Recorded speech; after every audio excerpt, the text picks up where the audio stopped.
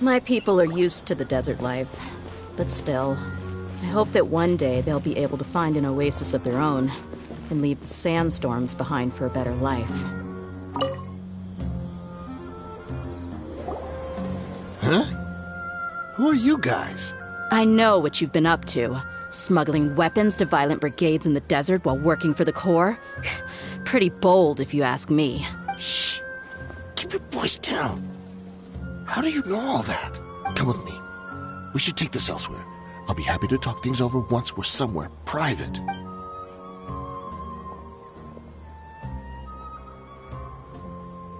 This place should do. All right, back to my question. How did you all know about me? Don't worry about that for now. You know what kind of punishment you'll face once we report you to the Corps, I assume. Wait, there's no need to jump the gun. Let's talk this out. What are your terms? So what's in it for you anyway, Mora? Well, I was a little tight on money at the time, and Kusela took good care of me in the past. I weighed it in my mind, and I couldn't find a reason to turn the opportunity down. I wouldn't only be helping my benefactor, but I could also make some quick Mora. Let me tell you how it is.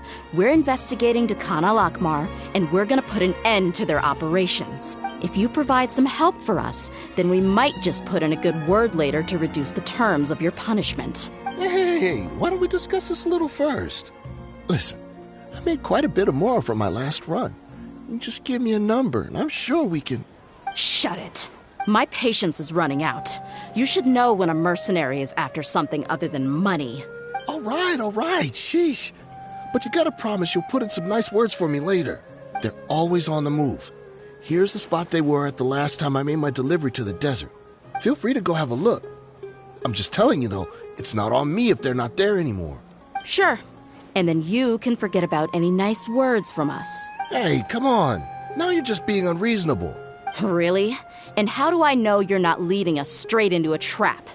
Don't forget, you're the one with no bargaining chips. All right, I get it. Why don't you go take a look, and if they're not there anymore, I'll try to figure out something else for y'all. Now that's more like it. Let's move. And as for you, try to stick around the city until we get back. You don't want us to call the folks from the Corps and have them drag you back to the city.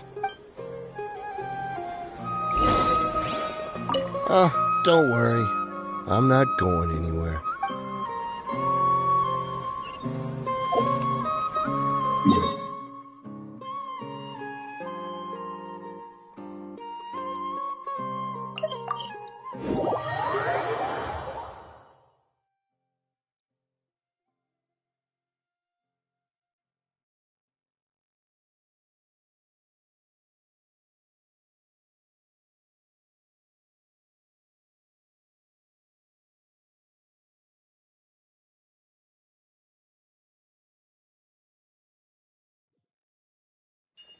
Stay close.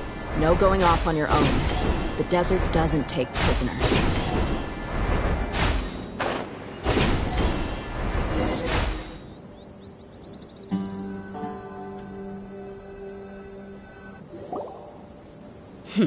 Seems like we're in luck. That should be their camp right up ahead. Let's go. We'll finally get to the bottom of this ourselves.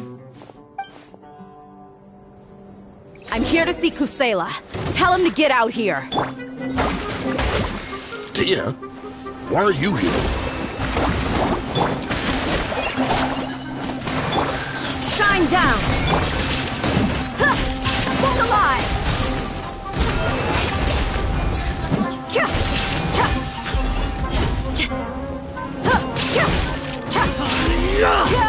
I'll be back.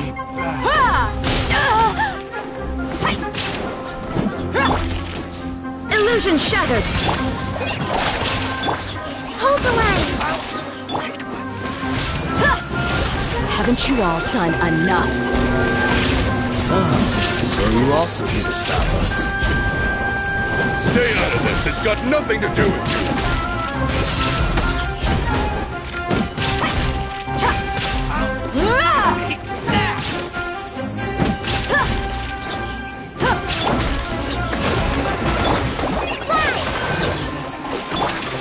Shine down!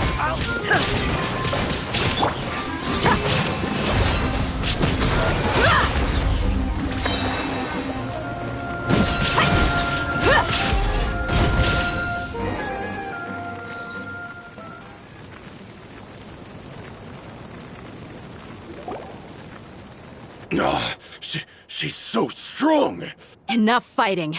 We all know each other, and I don't want to take things too far. Just bring Kusela to me. There's no use hiding him anymore. Did you understand a single word I just said?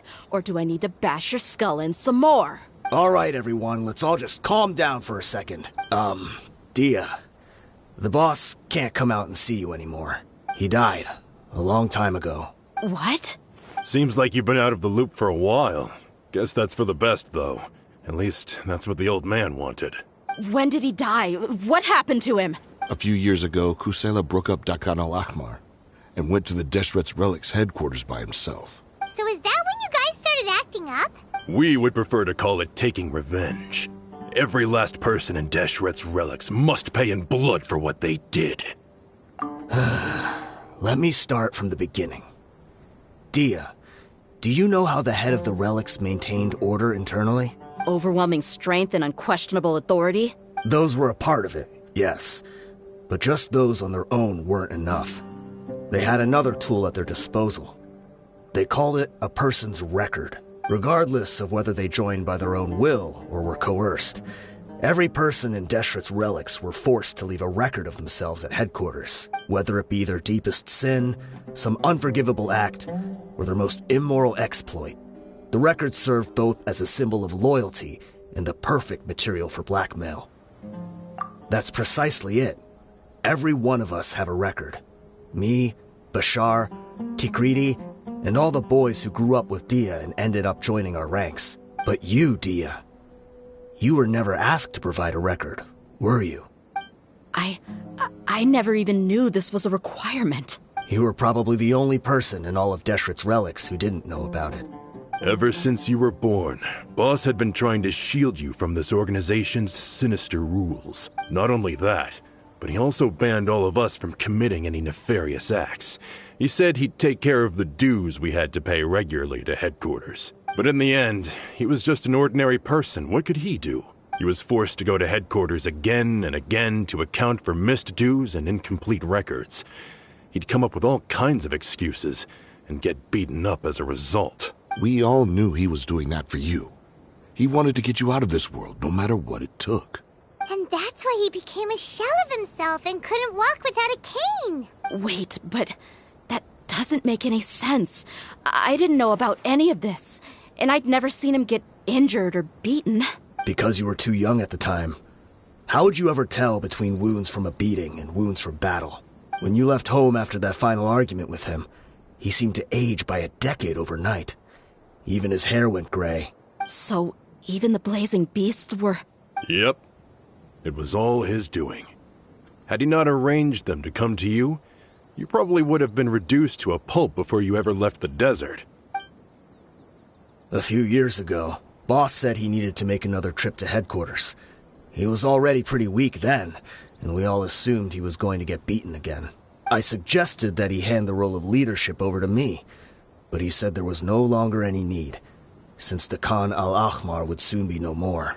His words made no sense to me, but that night, we heard that a massive fire tore through headquarters and razed everyone's records to ash.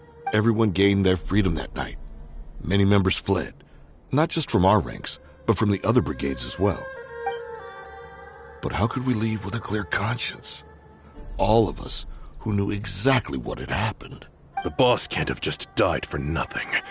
Those heartless jerks at headquarters took him from us. From that point on, the sole purpose of Dakan al-Ahmar became revenge.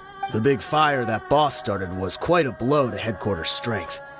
It's given us the opportunity to launch our attack. Even though we're outnumbered, we vowed to see our revenge through to the very end. There were people from headquarters who changed their names and went into hiding. Some fled to other brigades, and others escaped to the rainforest. But we won't let any of them escape our wrath. They'll all pay for what they've done. We've suffered plenty of losses as well. To keep going, we need an enormous amount of supplies, from food and medicine to weaponry and explosives. All we can do is exchange our loot from Mora, and then use that to get supplies. We forged Boss's handwriting and sent out many letters to his former friends. Thankfully, many people were willing to come to our aid. We were also able to attract many mercenaries who shared our goal.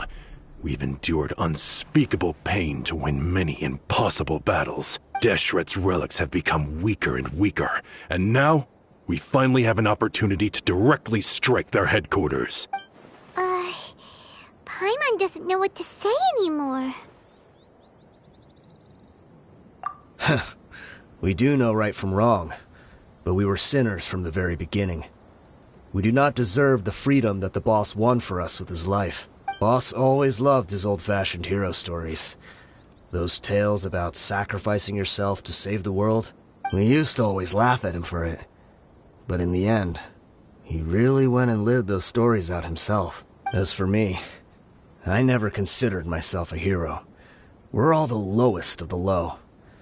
We have no right to even imagine such an existence. But maybe those hero stories he liked foreshadowed everything that was to come. The spirit of the hero touched all those he had saved, and more people joined his cause. Maybe we were all just acting along with the play in the beginning. But as we acted the parts and recited the lines, we were drawn in. And now, we want to see the story through to the end. I'm sorry, Dia. I know you always found us insufferable ever since you were young. Just think of this as a madman ranting. I'll go with you. Huh? Dia? You want to go with them? I grew up with these guys, and I know they're not bad people. It's just that some situations get so bad that it's difficult to tell good from evil. All I know is that Deshret's relics must be destroyed.